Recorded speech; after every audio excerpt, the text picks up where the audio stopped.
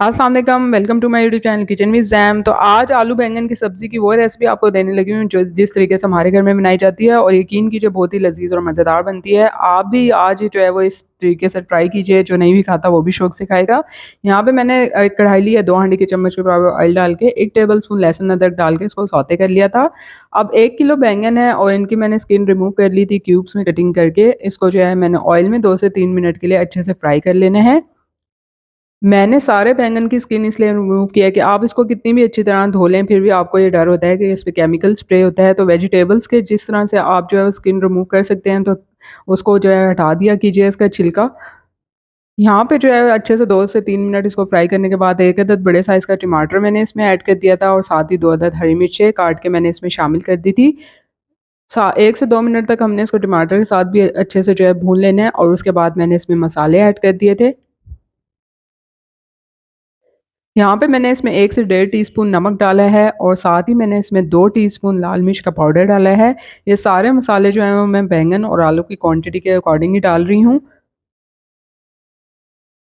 साथ ही मैंने इसमें 1 टीस्पून हल्दी पाउडर डाला है। हल्दी पाउडर आप इसमें जितना डालेंगे ना उतने ज़्यादा सब्ज़ी का कलर जो है वो शानदार सा आता है। और हाफ़ टी स्पून मैंने इसमें ज़ीरा पाउडर भी ऐड किया था और हाफ़ टी स्पून धनिया पाउडर भी ऐड किया था। और इन सारे मसालों को डालने के बाद अच्छे से हमने इसकी भुनाई करनी है। और मैंने ये किया था कि इसको थोड़ी देर के लिए कवर करके रख दिया था, तकरीबन 5 मिनट के लिए, ताकि टमाटर भी इसमें अच्छे से गल जाएँ और मसाले भी जो है वो इसकी अच्छे से भुनाई हो जाए। ज़रूरी नहीं है कि एक चीज़ में आप हद से ज़्यादा जो है वो मसाले डालें तो तभी वो लज़ीज़ और मज़ेदार बनती है। आप लोग जो है वो जितना इस किसी चीज़ को डिश को सादा बना सकते हैं उतनी वो जो है उतनी लज़ीज़ बनती है। यहाँ पे जो है 5 मिनट के लिए मैंने इसको कवर करके रखा था, टमाटर अच्छे से गल गए थे, मसाले की भुनाई हो गई थी, तो मैंने 4 से 5 टेबल स्पून इसमें दही ऐड कर दिया था। अगर आप नहीं डालते हैं आलू बैंगन में दही तो आज से आप ट्राई कीजिए, यकीन कीजिए बहुत ही इसका जो है वो लज़ीज़ टेस्ट होता है। यहाँ पे जो है दही डालने के बाद मैंने इसको दोबारा से इसकी भुनाई कर लेनी है ताकि इसका ऑयल जो है वो सेपरेट हो जाए। और बैंगन को जो है मैंने मुकम्मल तौर पे इसमें जो है वो घोट लिया था। अगर आप जो है वो इसको इस तरह से खड़े-खड़े पसंद करते हैं तो आप जो है वो इसकी इस तरह से बिल्कुल मुकम्मल तौर पे इसको मैश ना कीजिएगा। लेकिन हमारे घर में जो है वो आलू बैंगन की सब्ज़ी इसी तरीके से पसंद की जाती है।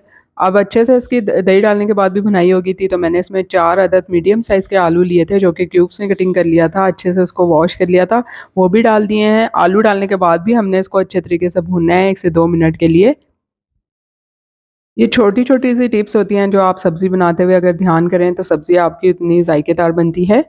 तो ये देखिए आलू डालने के बाद भी मैंने इसकी अच्छे से भुनाई की थी, ऑयल आपको नज़र आ रहा होगा और इसके बाद मैंने इसमें 1 कप के बराबर पानी डाल दिया था, जितना कि इसमें आलू जो हैं वो गल जाएँ अच्छे तरीके से।